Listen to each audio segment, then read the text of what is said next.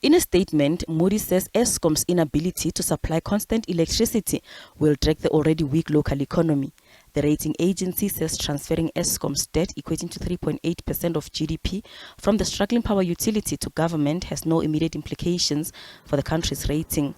Moody says it included state-owned companies' guaranteed debt in its estimates of consolidated government debt for several years. Government announced it would take on 254 billion rand of Eskom's debt over the next 3 years. Moody says the debt relief will strengthen Eskom's balance sheet and reduce pressure on its cash flows, therefore allowing it to focus on investments and maintenance of its infrastructure. Economist Yanni Rousseau says the expected low growth and the recent grey listing of South Africa will add to the negativity in the economy, likely leading to a negative view from rating agencies. Yes, it's very possible that this can translate into weaker credit risk ratings for South Africa, which will be very bad for the country because this will have a negative impact. The grey listing will have a negative impact on the South African economy, and things that impact negatively on the South African economy will impact negatively on our credit risk rating. It follows. So this is negative for our credit risk rating.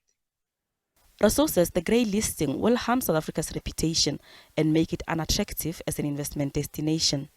South Africa is running the risk of losing its role as the investment gateway into Africa because of bad governance in the country.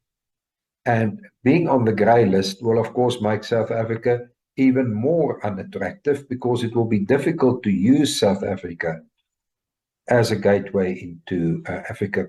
I must say that one area that has not received much attention is the impact on our neighboring countries in South Africa.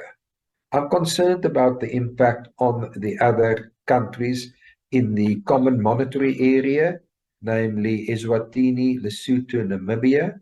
I'm honest in saying I've not figured out the linkages in my own mind yet, but I'm really concerned about spillover effects to those countries because their currencies are linked to the South African rand. Rousseau believes the grey listing will lead to a weaker rand exchange rate, which in turn will lead to higher inflation and interest rates. This will likely lead to less foreign investment, which will impact growth and translate into less employment creation. Gloria Sefako Mosi, SABC News, Johannesburg.